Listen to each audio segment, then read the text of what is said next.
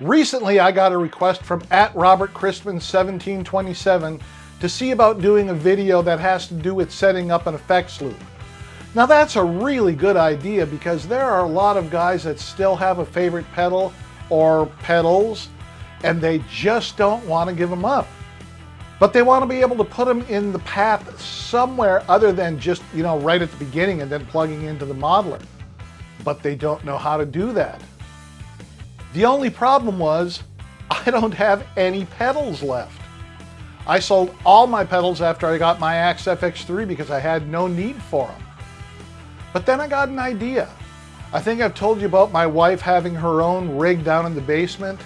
Well, she's been learning a lot of Alice in Chains lately, which of course is tuned down to E flat.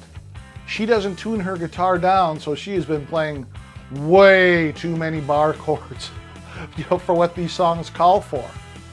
So I figured I would get her a Digitech drop pedal, but I would get to use it first.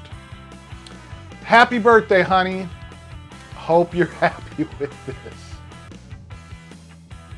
Now, I know that someone's going to say, hey, the pitch block in our Fractal modelers is a lot better than the Digitech drop.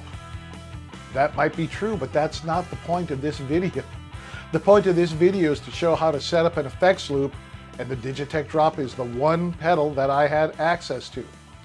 So, let's fire up FM9 Edit. I created a very simple preset. Besides the in and out blocks, this preset uses 7 blocks. I'm not going to go over them all except for the out 3 and the in 3 blocks. I know, you're looking at this and it makes no sense. What are those 2 extra blocks doing there? Well, we're going to use in 3 and out 3 for the effects loop. Check this out from the manual. The extra ins and outs of the FM9 can be used in a send and return loop for outboard gear. Custom presets are required for this setup, with output and input blocks added for the send and the return. Signal passes through the grid to the out 3 block, where it leaves the FM9 to be processed by the external device. The outputs of the external device are connected to input 3. Additional blocks can be used before finally passing signal to out 1. Notice that the out 3 block is connected to the in 3 block. This is because input 3 is specially designed to work as a bypass for the entire loop, allowing signal to flow even when the outboard gear is not in use. You can operate this with a foot switch or control it with scenes. So of course you would connect your guitar to the FM9 input 1, and obviously output 1 is connected to a PA or FR monitors. Then you connect output 3 left as a send to the input of your output device. Now they're saying use a humbuster cable. You can use a TRS cable. You could probably use just a regular old patch cable. Use output 3 right for optional stereo. Adjust the output levels using the front panel out 3 knob, remembering that setting it fully clockwise provides unity gain. This part is very important. If you forget to turn up the out 3 knob, you'll have no output at all from this preset, and you won't know why. Okay, now connect the output of your output device to the input 3 left as a return. Use input 3 right for optional stereo. And like I said, you can either use guitar cables or balanced cables as appropriate, and then adjust the input 3 levels as needed in setup I/O audio. The drop pedal is mono.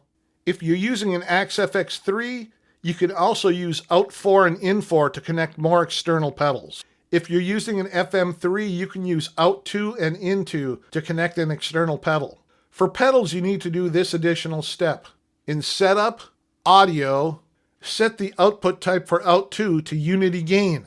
Set the front panel out 2 knob fully clockwise. The out 2 boost/pad function can help lower the noise floor in this setup. Now for rack gear, you need to do this additional step. In Setup, I/O Audio, set the output type for out 2 to line level, and set output level to -10 or +4 based on the input sensitivity of your outboard device. Set the front panel out 2 knob as desired to achieve optimal level on your outboard device. That's it. Test it out and make any necessary adjustments. If it's not working, pull up the manual for your modeler and go to the sections labeled Inserting Outboard Gear. And as always, use good patch cables. And remember to turn up output 3 or output 2. Turn it all the way up. Now, keep in mind that you can also use the multiplexer block to set up a switch that switches from no external effects to your external pedal using in and out 3, and if you're using an Axe FX3, you could also have it switch to another external pedal using in and out 4. And how about switching 2 mono effects on at the same time? Use in and out 3 left for one pedal and in and out 3 right for the other. There are lots of possibilities available. Okay, let's see if the drop pedal is working in our effects loop for the FM9.